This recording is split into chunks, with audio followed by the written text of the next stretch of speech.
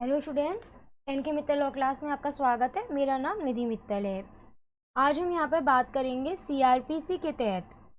Criminal procedure code के तहत एक इम्पॉर्टेंट टॉपिक आज हम कवर करेंगे, उद्घोषणा और कुर्की, जिसके बारे में प्रोविज़न दे रखा गया है सीआरपीसी के सेक्शन 82 से 86 में बताया गया है। सबसे पहले एक सिंपल क्वेश्चन अराइज ये होता है, कोर्ट के द्वारा उद्घोषणा कब जारी की जाती है। बहुत सिंपल टर्म में पहले इसको समझो। भाई, कोई व्यक्ति है जिसके लिए सम्मन जारी करा गया, और सिंपल कोई समझो एक्यूज्ड पर्सन है जिसके लिए कोर्ट की तरफ से सम्मन जारी करा गया। पर कोर्ट को लगता है कि जिस व्यक्ति के लिए यहाँ पर जो एक्यूज्ड पर्सन है जिसके लिए सम्मन जारी करा गया है वो क्या है, वो भाग चुका है, अपने आप को छुपाने का प्रयास कर रहा है। अब ऐसी कंडीशन में कोर्ट क्या करेगी, कोर्ट यहाँ पर अब ऐसी कंडीशन में वारंट इशू करेगी। और अब इस वाले केस में जब कोर्ट के द्वारा वारंट जारी करे गए हैं उस एक्यूज्ड पर्सन के लिए, कोर्ट को पता चलता है, कोर्ट के पास विश्वास करने का कारण है कि जो वह एक्यूज्ड पर्सन है जिसके लिए वारंट जारी कराया गया है जिस व्यक्ति के खिलाफ, वो व्यक्ति क्या है, वो भाग चुका है, वो इस छुप रहा है। और वो ऐसा क्यों कर रहा है, ताकि वारंट का सही तरीके से एग्जीक्यूशन निष्पादन ना हो पाए। तब यहाँ पर ऐसी कंडीशन में अब कोर्ट की तरफ से अब यहाँ पर जिस प्रक्रिया को अपनाया जाएगा, अब कोर्ट यहाँ पर इस संबंध में प्रोक्लेमेशन उद्घोषणा जारी करेगा। कुछ ऐसी परिस्थितियां बताई गई हैं जिसमें कोर्ट को राइट दिया गया है कि वो उद्घोषणा के साथ ही ऐसे व्यक्ति की प्रॉपर्टी को अटैच करने का भी आदेश दे सकते हैं। याद रखिएगा, कोर्ट के द्वारा डायरेक्टली प्रोक्लेमेशन, डायरेक्टली उद्घोषणा नहीं जारी की जाती, सबसे पहले वारंट इशू किए जाते हैं। और जब ये समझ आ जाता है कि वो व्यक्ति जो है भाग रहा है, छुप रहा है, ताकि वारंट का निष्पादन सही तरीके से ना हो सके, तब यहाँ कोर्ट की तरफ से उद्घोषणा जारी की जाती है। और कुछ परिस्थितियों में कोर्ट के पास यह भी राइट होता है कि वह उद्घोषणा के साथ ही उस व्यक्ति की संपत्ति को अटैच करने का भी आदेश दे सकती हैं। मतलब ओवरऑल आपके सामने एक बैकग्राउंड क्लियर हो गया कि हम सेक्शन 82 से सेक्शन 86 तक में किसके बारे में बात करेंगे, सीआरपीसी के एक इम्पॉर्टेंट टॉपिक उद्घोषणा और कुर्की के बारे में हम बात करने जा रहे हैं। अब आसानी से रीड करते हैं और समझते चलते हैं। सेक्शन 82, सेक्शन 82 क्या बात करता है, proclamation for a person absconding. If any court has reason to believe.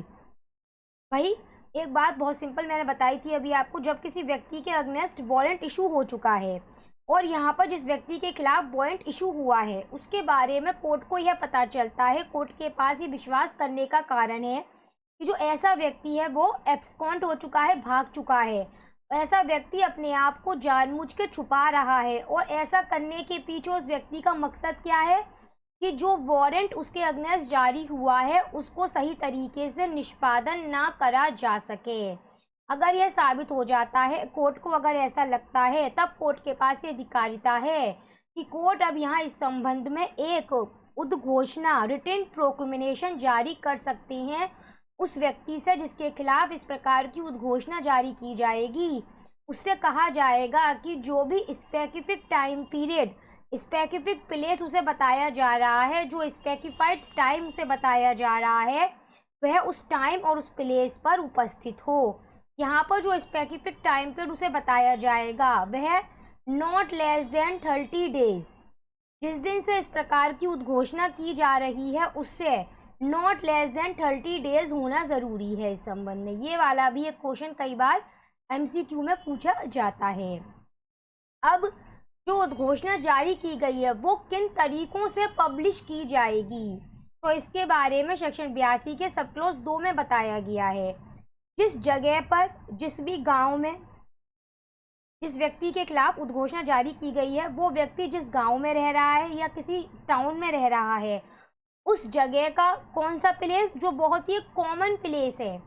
जहाँ पर आसानी से आया जा सकता है, वहाँ पर पब्लिकली जाकर उस उद्घोषणा को रीड किया जाएगा। जिस भी टाउन और विलेज में वो व्यक्ति सामान्य तौर पर निवास करता है, उस टाउन और विलेज का जो भी ऐसा प्लेस है जहाँ कॉमन प्लेस जिसे आप कह सकते हैं, वहाँ जाकर उस उद्घोषणा को रीड किया जाएगा। और क्या तरीके हैं,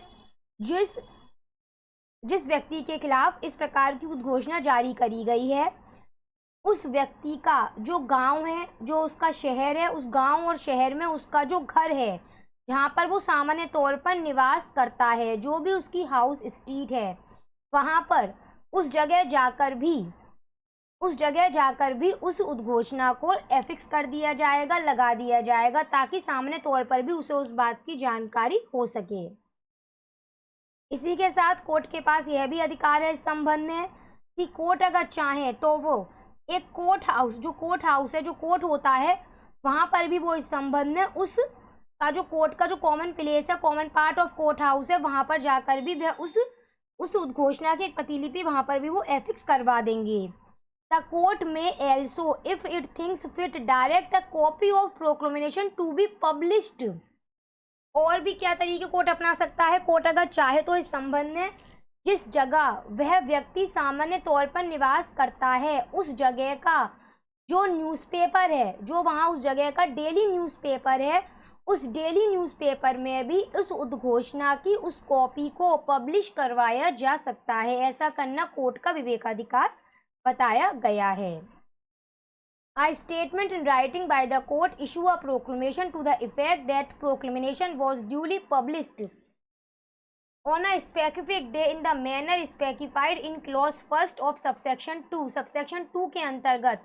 जो भी तरीके बताए गए हैं वो कोर्ट के द्वारा अपनाए गए हैं। इस बात का एक रिटन स्टेटमेंट कोर्ट के द्वारा जारी किया जाता है कि उनके द्वारा सबसेक्शन 2 के अंतर्गत, इस धारा के सबसेक्शन 2 के क्लॉज 1 के अंतर्गत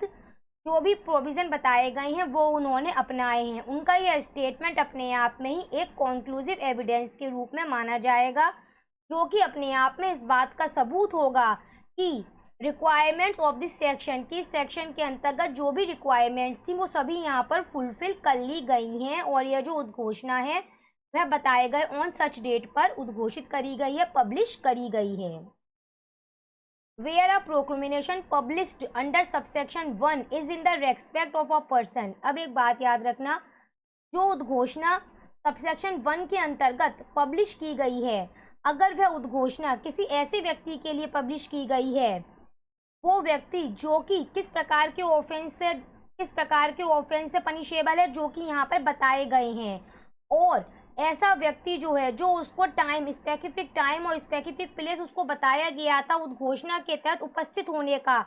उस पर वह उपस्थित नहीं होता है, फेल हो जाता है, तो कोर्ट के पास यहाँ पर ये राइट है कि कोर्ट इस प्रकार की सही इंक्वायरी करने के बाद में अगर कोर्ट को सही लगता है तो कोर्ट ऐसे व्यक्ति को प्रोक्लेमेंडर ऑफेंडर के रूप में प्रोनाउंस कर सकता है। और इसी के साथ में एक बात याद रखना, the provision of subsection 2 and 3 shall apply to a declaration made by the court under subsection 4। याद रखना, अंडर सबसेक्शन 4 के अंतर्गत, इस वाले सबसेक्शन 4 के अंतर्गत यहाँ पर जो डिक्लेरेशन कोर्ट के द्वारा बनाया जा रहा है, उस सबसेक्शन 4 के ऊपर जो सबसेक्शन 2 और सबसेक्शन 3 के अंतर्गत, जो सबसेक्शन 3 और सबसेक्शन 2 के अंतर्गत प्रोविज़न बताए गए हैं, वो भी इस सबसेक्शन 4 के ऊपर वैसे ही अप्लाई होंगे जैसे कि मानो वो उस उद्घोषणा पे जारी हो रहे थे जो उद्घोषणा सबसेक्शन 1 के अंतर्गत बताई गई थी। इसी के संग कुछ एक्स्ट्रा पॉइंट्स भी अब आप समझ लीजिए। यहाँ पर इस संबंध में सेक्शन 82 के अंतर्गत जो उद्घोषणा के बारे में इसमें बात की जा रही है, इसके जो प्रोविज़न्स हैं वो प्रोविज़न किस प्रकार के हैं, वो अपने आप में मैंडेटरी हैं, आपको उनको फुलफिल करना ज़रूरी है। सबसे पहले हमेशा याद रखना, सबसे पहले वारंट इशू किया जाएगा, उसके बाद ही उद्घोषणा जारी की जाएगी, डायरेक्टली उद्घोषणा जारी नहीं कर दी जाएगी। वारंट जब इशू करा जाता है और कोर्ट को ऐसा लगता है, आपको या अभी हमने रीड करा था सबसेक्शन 1 ऑफ सेक्शन 82 का, कि वारंट जब कोर्ट ने इशू कर दिया और कोर्ट को ऐसा लग रहा है कि जो व्यक्ति जिस व्यक्ति के खिलाफ वारंट जारी करा गया है, ऐसा व्यक्ति क्या है, एब्सकॉन्ट हो चुका है, अपने आप को छुपाने का प्रयास कर रहा है ताकि वारंट को सही तरीके से निष्पादित ना किया जा सके, तब कोर्ट के द्वारा यहाँ पर उद्घोषणा जारी की जाती है। यहाँ पर जो एक वर्ड प्रयोग करा गया है एब्सकॉन्ट, इसका जनरल सेंस अगर हम बात करें तो क्या मतलब होगा, उसका मतलब होगा अपने आप को छुपाना। यहाँ पर कई ऐसे केसेस भी हो चुके हैं, जैसे कि ये वाला केस हुआ था स्टेट ऑफ यूपी का, when in order to evade the process of law of a person is hiding from or even if his place of residence is said to be abscond। और एक case और हुआ था, एनएमवी का case था इस संबंध में, ये है a person of can not said to abscond. अगर कोई व्यक्ति वारंट के इशू होने से पहले ही किसी दूर जगह पर जा चुका है तो हम यह नहीं कह सकते कि वो एब्सकॉन्ड हो चुका, वो पहले से ही जा चुका था। इसलिए एनएमवी के केस में भी इस बात को यहाँ पर इस संबंध में बताया गया है। सबसे पहले यहाँ पर रिक्वायरमेंट जो है वो हमेशा याद रखना, टाइम और प्लेस कोर्ट की तरफ से स्पेसिफाइड कर दिया जाएगा कि उस तारीख को उस प्लेस पर उस व्यक्ति को उपस्थित होना है। यहाँ पर इसमें एक बात और याद रखना कि जब उद्घोषणा के लिए उसको उद्घोषणा जारी करी गई है और उस व्यक्ति को एक स्पेसिफिक टाइम और प्लेस बताया गया है, अगर वो व्यक्ति नॉन अपीयर होता है, उपस्थित नहीं होता है, तो यह भी अपने आप में एक अपराध माना जाएगा। अब कहाँ पर यह बात बताई गई है? न्यू सेक्शन 174A आईपीसी के अंतर्गत इस बात को बताया गया है। A new section 174A making the non appearance an offence has also been incorporate in IPC Indian penal code. अब हम आगे बात करते हैं इस संबंध में कि जिस व्यक्ति के खिलाफ उद्घोषणा जारी करी गई थी उसको एक स्पेसिफिक टाइम और स्पेसिफिक प्लेस बता दिया गया था कि उस व्यक्ति को उपस्थित होना है। ठीक है, अब क्या होगा? अगर वो अब यहाँ पर इस संबंध में क्या उस व्यक्ति की प्रॉपर्टी को अटैच भी किया जा सकता है? क्या कोर्ट के पास ये राइट है कि कोर्ट जो है वह जब उन्होंने उद्घोषणा जारी करी है उसी के साथ प्रॉपर्टी को अटैच करने का भी वो आदेश दे सकते हैं? तो इसी के बारे में हम बात करेंगे। धारा 83 सेक्शन 83 के तहत इसमें बात करेंगे। The court issue a proclamation under section 82। याद रखना, कोर्ट की तरफ से अटैचमेंट का आदेश कब दिया जाएगा? जब कोर्ट के द्वारा उद्घोषणा जारी करी गई है। जब कोर्ट के द्वारा सेक्शन 82 के तहत उद्घोषणा जारी करी गई है तब किसी भी टाइम पर उद्घोषणा जारी करने के बाद में किसी भी टाइम पर कोर्ट के पास ये अधिकार है कि वो यहाँ पर अटैचमेंट का आदेश दे सकते हैं, उस व्यक्ति की संपत्ति को अटैच करने का आदेश दे सकते हैं। यहाँ पर संपत्ति का मतलब चल संपत्ति या अचल संपत्ति या फिर दोनों से माना जाएगा। ऐसी संपत्ति जो उस व्यक्ति को बिलोंग करती है जो कि उद्घोषित व्यक्ति है, बशर्ते कि that where at the time of issue of proclamation। लेकिन इसमें एक बात ध्यान रखने की है कि जिस टाइम पर कोर्ट के द्वारा उद्घोषणा जारी की जा रही है, जिस टाइम पर कोर्ट के द्वारा उद्घोषणा जारी करी जा रही है, उस टाइम पर अगर कोर्ट को यह सेटिस्फाइड हो जाता है, अब उन्हें यह सेटिस्फैक्शन एफिडेविट या फिर किसी भी अन्य माध्यम से क्यों ना हो, अगर उन्हें सेटिस्फाइड हो जाता है कि जिस व्यक्ति के अगेंस्ट ये उद्घोषणा जारी हुई है, ऐसा जो व्यक्ति है उसने क्या करा है, उसने अपनी प्रॉपर्टी को लगभग डिस्पोज करने वाला है, प्रॉपर्टी को संपूर्ण या पार्शली डिस्पोज करने वाला है, या फिर उस कोर्ट के जुरिडिक्शन से ही उस प्रॉपर्टी को संपूर्ण या फिर पार्शली बाहर ले जा हटाने वाला है, तो ऐसी कंडीशन में कोर्ट के पास ये अधिकार आता है कि वो जब उद्घोषणा का आदेश जारी कर रहे हैं तो उसी के साथ में वह उस व्यक्ति की प्रॉपर्टी को अटैच करने का भी आदेश उसी समय पर जारी कर सकते हैं।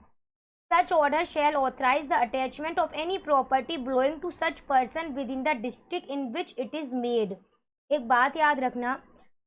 जब कोर्ट की तरफ से अटैचमेंट का, जब कोर्ट की तरफ से किसी प्रकार की संपत्ति को अटैच करने का आदेश दिया जा रहा है और अगर वो संपत्ति उसी जिले में, उसी डिस्ट्रिक्ट में स्थापित है, सच ऑर्डर शैल ऑथराइज, इस प्रकार का जो आदेश है वो ऑथराइज किया जाएगा। द अटैचमेंट, किस प्रकार के आदेश को ऑथराइज करा जा रहा है? ऐसी प्रॉपर्टी को अटैच करने के बारे में है जो कि उस व्यक्ति की है जिसके लिए उद्घोषणा जारी करी गई है, और कहाँ पर है? उसी डिस्ट्रिक्ट में है, जिसने इस प्रकार उसी जिले में है जहाँ पर यह आदेश बनाया गया है। It shall authorise the attachment of any property belonging to person. अब इसमें दूसरी बात समझना, इस प्रकार का जो आदेश है, किस प्रकार का आदेश? प्रॉपर्टी को अटैच करने का आदेश। कौन सी प्रॉपर्टी को अटैच करने का आदेश? जो उस व्यक्ति की है जिसके लिए उद्घोषणा जारी करी गई है, पर यहाँ पर वो जो प्रॉपर्टी है वो उस डिस्ट्रिक्ट में नहीं है, उस जिले में वो प्रॉपर्टी नहीं है, उस जिले के बाहर वो प्रॉपर्टी स्थापित है। तब अब यहाँ पर कैसे मतलब इसको करा जाएगा? तब यहाँ इस संबंध में तब यहाँ पर अब इस संबंध में क्या करा जाएगा, कैसे इसको ऑथराइज किया जाएगा, तब यहाँ पर जो जिस जिले में वो प्रॉपर्टी स्थापित है उस जिले के जो डिस्ट्रिक्ट मजिस्ट्रेट साहब होंगे उनके द्वारा यहाँ पर इसको इंडोर्स किया जाएगा। क्या करा जाएगा, जिस जिले में वो संपत्ति स्थापित है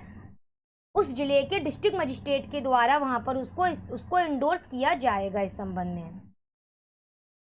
if the property order to be attach is a डेप्ट और अदर मूवेबल प्रॉपर्टी, अगर, अब एक बात याद रखना, जिस प्रॉपर्टी को अटैच करने की बात की जा रही है यहाँ पर अगर इस संबंध में, अगर वो प्रॉपर्टी इसमें क्या है, एक ऋण है या फिर कोई अन्य चल संपत्ति है, तो उसे किस प्रकार से यहाँ पर अटैच किया जाएगा, इसमें उसको सीज कर लिया जाएगा, उसके ऊपर एक रिसीवर अपॉइंट कर दिया जाएगा और लिखित तौर पे मना कर दिया जाएगा कि इस प्रॉपर्टी को किसी और को आगे डिलीवर नहीं किया जाएगा।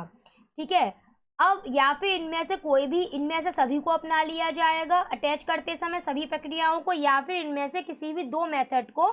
जैसा भी कोर्ट को सही लगे उनको अपना लिया जाएगा। by the seizure, by the appointment of receiver, by an order in writing prohibiting the delivery of such property to procurement person or to any on his behalf। अगर वहीं पर जो प्रॉपर्टी है वो कैसी है, अगर वहीं पर वो प्रॉपर्टी एक अचल संपत्ति है तो फिर अटैचमेंट कैसे किया जाएगा। अगर वो प्रॉपर्टी जो है एक भूमि है तो भूमि पर अगर रेवेन्यू बकाया होता है तो उसका किस तरह से अटैचमेंट कौन करता है, क्या प्रक्रिया होगी, तो वो होगी कलेक्टर के माध्यम से, वो ही यहाँ पर भी फॉलो की जाएगी इस संबंध में। जिस जगह पर भी, जिस जिले में वो जमीन स्थापित होगी, और अन्य मामलों में किस तरह से इसको करा जाएगा, उस पर कब्जा लेकर वहाँ पर रिसीवर अपॉइंट कराकर मना कर दिया जाएगा कि उस जमीन को, उस अचल मना कर दिया जाएगा कि उस अचल संपत्ति को किसी प्रकार पर भी रेंट पे नहीं दिया जाएगा या फिर उस प्रॉपर्टी को डिलीवर भी नहीं किया जाएगा। इन सभी तरीकों से या किसी भी दो प्रकारों से, जैसा भी कोर्ट सही समझता है, उस प्रॉपर्टी को अटैच करने का आदेश दिया जा सकता है। If the property order to attach consist, अगर वो प्रॉपर्टी लाइफ स्टॉक है या पेरिशेबल नेचर की है और कोर्ट को ऐसा लगता है कि इस प्रॉपर्टी को मतलब बेचा जाना अभी ज़रूरी है, तो कोर्ट वहाँ पर संपत्ति को इमीडिएटली बेचे जाने का आदेश दे सकता है, और वहाँ पर क्या प्रोसीड होगी उसकी सेल की, वो कोर्ट के आदेश पर ही डिपेंड करेगी। यहाँ पर अभी हम बात कर रहे थे रिसीवर अपॉइंट कर दिया जाता है प्रॉपर्टी पर, तो यहाँ पर जो रिसीवर की बात हो रही है, रिसीवर कौन व्यक्ति होगा, तो उसके बारे में सीपीसी के अंतर्गत सिविल प्रोसीजर कोड में बताया गया है। वहाँ पर जो पावर, जो ड्यूटीज, जो लाइबिलिटीज उस रिसीवर की बताई गई हैं कोड ऑफ सिविल प्रोसीजर के अंतर्गत, वही सब यहाँ पर भी एप्लीकेबल मानी जाएंगी। अब सबसे पहली बात यहाँ पर यह अराइज होती है सेक्शन 84 के अंतर्गत claim and objection to the attachment. अब सबसे पहली बात यहाँ पर अब इस संबंध में यह अराइज होती है इसमें कि कोर्ट की तरफ से जब अटैचमेंट को, प्रॉपर्टी को अटैच करने का आदेश दे दिया गया है, तो ऐसा कोई व्यक्ति जो कि प्रोक्लेमेंट पर्सन नहीं है, उसके अलावा कोई व्यक्ति जो कि उस प्रॉपर्टी में इंटरेस्ट रखता है, जिसे आप क्लेमेंट या फिर ऑब्जेक्टर भी कह रही हैं, तो ऐसा व्यक्ति जो प्रोक्लेमेंट पर्सन नहीं है उससे अलग है और जो उस प्रॉपर्टी में इंटरेस्ट वगैरह रखता है, तो कोर्ट के द्वारा सेक्शन 83 के तहत जो प्रॉपर्टी को अटैच करने का आदेश दिया गया है, उस आदेश से 6 महीने के भीतर ऐसा व्यक्ति अपना क्लेम, अपना ऑब्जेक्शन कोर्ट में दाखिल करेगा। किस आधार पर दाखिल करेगा कि वो उस प्रॉपर्टी में इंटरेस्ट रखे हुए है, and that such interest is not, और इस प्रकार का उसका आधार क्या होगा कि वो उस प्रॉपर्टी में इंटरेस्ट रखे हुए है और उस इंटरेस्ट को अटैचमेंट ना किया जाए। और यह कोर्ट के अधिकार क्षेत्र होगा कि कोर्ट अपनी तरफ से इस संबंध में इंक्वायरी करेंगी और कोर्ट को सही लगता है तो कोर्ट इस प्रकार के ऑब्जेक्शन को अलाउ कर सकती हैं या वो डिसअलाउ भी कर सकती हैं, ऐसा वो होल या फिर पार्शियली भी कर सकती हैं इस संबंध में। Provided that any claim preferred or objection made within the period, एक बात याद रखिएगा इस संबंध में, जब किसी व्यक्ति द्वारा जो प्रोक्लेमेंट पर्सन नहीं है उसके अलावा जो ऑब्जेक्टर है उसके द्वारा जब जो समय अवधि बताई गई है उस समय अवधि में जब उसके द्वारा ऑब्जेक्शन क्लेम करा गया है, अगर वो मर जाता है उस समय अवधि के भीतर, तब जो उसका लीगल रिप्रेजेंटेटिव होगा वो उस ऑब्जेक्शन को उसको आगे कंटिन्यूस कर सकता है। Provided that any claim preferred or objection made within the period allowed by this subsection in the event of the death of claimant or objector be continued by his legal representative. Claim और objection the subsection 1 may be preferred or made in the court. अब एक question यह arise होता है कि यह जो objection है इस प्रकार का जो क्लेम है वो कहाँ पर बनाया जाएगा। तो जिस कोर्ट के द्वारा अटैचमेंट का आदेश दिया गया है उसी कोर्ट में जाकर इस प्रकार का क्लेम और ऑब्जेक्शन बनाया जाएगा। पर इसी के साथ एक बात याद रखना, एक बात यहाँ पर इस संबंध में याद रखना कि यदि इस प्रकार का जो ऑर्डर है अटैचमेंट का वो इंडोर्स किया जा रहा है सेक्शन 83 के सबसेक्शन 2 के अंतर्गत, अगर वो इंडोर्स किया जा रहा है, ठीक है, तब वो कौन सी कोर्ट में इस प्रकार का ऑब्जेक्शन और क्लेम को लेकर जाएगा? वो व्यक्ति जो चीफ जुडिशियल मजिस्ट्रेट साहब की अदालत होगी, in the court of chief judicial magistrate of the district in which the attachment is made. तो वहां पर जाकर उनकी अदालत में जाकर यहाँ पर इस संबंध में इस प्रकार का क्लेम और ऑब्जेक्शन एराइज किया जाएगा।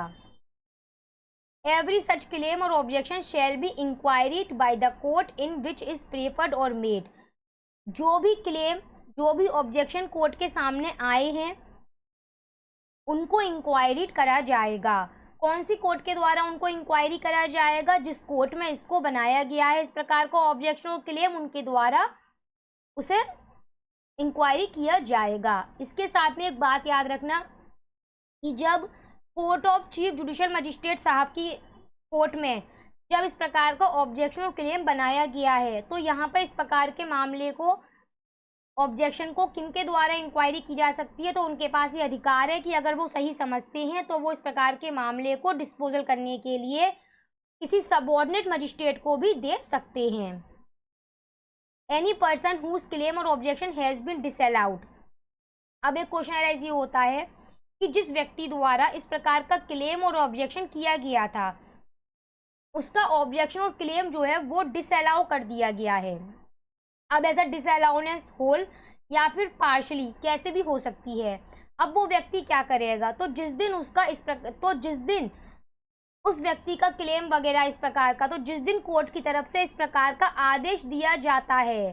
From the date of such order, तो जिस दिन कोर्ट के द्वारा इस प्रकार का आदेश आया है कि कोर्ट की तरफ से उसका क्लेम और ऑब्जेक्शन डिसअलाउ किया जा रहा है, उस दिन से 1 साल के भीतर उस व्यक्ति के पास ये राइट होगा कि वो कोई सूट वगैरह जो है यहाँ पर इस संबंध में दाखिल कर सकता होगा। अब यहाँ पर 85 सेक्शन 85 यहाँ पर क्या बात करता है? Release, sale and restoration of attach property. एक बहुत सिंपल सी बात बताई गई है सबसेक्शन 1 के अंतर्गत कि जो टाइम पीरियड कोर्ट की तरफ से उस घोषणा में स्पेसिफाइड करा गया था, अगर उस स्पेसिफाइड समय में वह उद्घोषित व्यक्ति उपस्थित हो जाता है तो कोर्ट के पास ये अधिकार है कि कोर्ट यहाँ पर उसकी प्रॉपर्टी को, जो कोर्ट ने अटैच करने का आदेश दिया था, वह उसे उस आदेश से रिलीज कर देंगे उस प्रॉपर्टी को। लेकिन अगर ऐसा व्यक्ति जो है उस समय अवधि के भीतर, जो स्पेसिफिक टाइम पीरियड कोर्ट ने बताया था, उस समय अवधि के भीतर अगर ऐसा व्यक्ति उपस्थित नहीं होता है, तब यहाँ पर क्या किया जाएगा? तब property under attachment shall be eight the disposal of state government. State government के व्यापधीन, स्टेट गवर्नमेंट के तहत उसे डिस्पोजल किया जाएगा। लेकिन ऐसी प्रॉपर्टी को कब तक नहीं बेचा जाएगा? ऐसी प्रॉपर्टी को जब तक नहीं बेचा जाएगा जब तक कि 6 महीने। अब 6 महीने वाली बात कहाँ से आई यहाँ पर इस संबंध में? अभी आपको बताया था हमने कि जब कोर्ट की तरफ से इस प्रकार का अटैचमेंट का आदेश दिया जाता है, तब अटैचमेंट का आदेश दिए जाने से 6 महीने के भीतर अगर कोई व्यक्ति यहाँ पर आके, जो कि प्रोक्लेमेंट पर्सन नहीं है, उसके अलावा कोई व्यक्ति है, तो वो व्यक्ति वहाँ आकर कोर्ट में अपनी तरफ से ऑब्जेक्शन और क्लेम कर सकता है उस प्रॉपर्टी पर कि उसका उसमें इंटरेस्ट है, ये प्रॉपर्टी जो उसका इंटरेस्ट है उसको अटैच नहीं किया जाए। तो वो 6 महीने का पीरियड जब तक एक्सपायर नहीं हो जाता है तब तक प्रॉपर्टी अटैच नहीं की जाए, तब तक प्रॉपर्टी बेची नहीं जाएगी। और दूसरा पॉइंट एक ये भी ध्यान रखना होगा कि अगर कोर्ट की तरफ से उसके उस क्लेम को, उस ऑब्जेक्शन को डिसअलाउ कर दिया गया है, तो उस व्यक्ति के पास क्या राइट था कि वो व्यक्ति जिस दिन कोर्ट ने इस प्रकार का डिसअलाउ करा है उसके ऑब्जेक्शन और क्लेम को, वो व्यक्ति उस आदेश से 1 साल के भीतर एक सूट भी फाइल करने का राइट रखता है। तो अगर ऐसे व्यक्ति ने कोई सूट वगैरह फाइल कर रखा है तो जब तक उस सूट का डिस्पोजल नहीं हो जाता है तब तक उस प्रॉपर्टी को बेचा नहीं जा सकेगा। It shall not be sold until the expiry of 6 months from the date of the attachment until any claim, preferred or objection made under section 84 has been disposed of under that section unless it is subject to speedy or लेकिन अब इसमें भी इसमें भी एक लेकिन है। अगर वो प्रॉपर्टी जो है वो किस प्रकार के नेचर की है, अभी हमने जनरली स्पीकिंग बात करी किन कंडीशन में प्रॉपर्टी को बेचा नहीं जाएगा यहाँ पर, ठीक है, किन कंडीशन में बेचा नहीं जाएगा। अब हम बात कर रहे हैं लेकिन उसका भी एक एक्सेप्शन मान के चल सकते हैं कि अगर प्रॉपर्टी जो है स्पीडी और नेचुरल जल्दी ही खत्म होने वाली है और कोर्ट को ऐसा लगता है कि उस संपत्ति के मालिक के बेनिफिट में ऐसा करना आवश्यक है और उसके बेनिफिशियल रहेगा उसके लिए, तब यहाँ पर ऐसे किसी भी मामले पे होने पर कोर्ट उस प्रॉपर्टी को बेचने का आदेश यहाँ पर कर सकती है। If within 2 years from the date of attachment, अब एक बात याद रखना, जब कोर्ट की तरफ से अटैचमेंट का आदेश दिया गया है तब से 2 साल के भीतर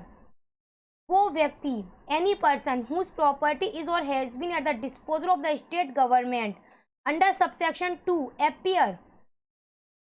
कौन सा व्यक्ति, any person whose property is or has been at the disposal of state government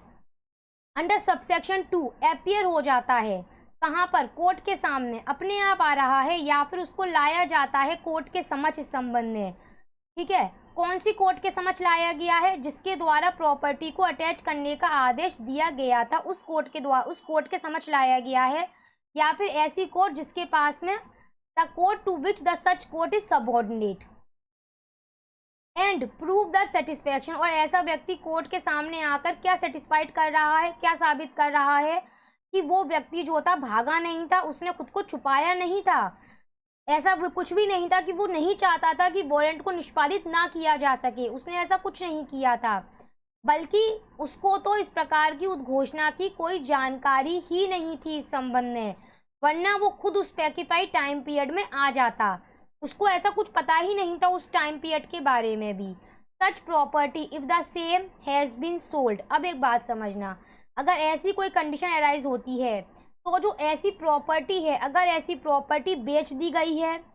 और वो व्यक्ति 2 साल के भीतर आया है और प्रॉपर्टी बिक चुकी है इस समय पर, तो जो भी उसका प्रोसीड होगा सेल का, वो उसको पैसा वगैरह जो होगा वो उसका उसे दे दिया जाएगा। पर कब, ये भी समझना अभी, या फिर हो सकता है केवल अभी उस प्रॉपर्टी का कोई पार्ट ही बेचा गया हो, पार्शली बेचा गया हो, तब ऐसे में जितना पार्ट बेचा गया है वो और जो उसकी बची हुई प्रॉपर्टी है वो तब उसे वापस कर दी जाएगी। जो भी उसके ऊपर कॉस्ट वगैरह बैठ रहे होंगे इस संबंध में अटैचमेंट के परिणाम स्वरूप, जो भी उस पर कॉस्ट वगैरह बेच रहे होंगे उनको निकाल कर, या तो अगर प्रॉपर्टी बिक चुकी है पूरी तो उसका पूरा तो वो पैसा वगैरह कॉस्ट वगैरह निकालने के बाद, और अगर प्रॉपर्टी पार्शली बेची गई थी तो पार्शली जो बेची गई थी उसका पैसा, और जो बची हुई प्रॉपर्टी थी वो कॉस्ट वगैरह निकालने के बाद उस व्यक्ति को डिलीवर कर दी जाएगी। लेकिन सेक्शन 86 यहाँ पर क्या कहता है इस संबंध में, सेक्शन 86 यहाँ पर यह कहता है any person referred in subsection of section 85, ठीक है,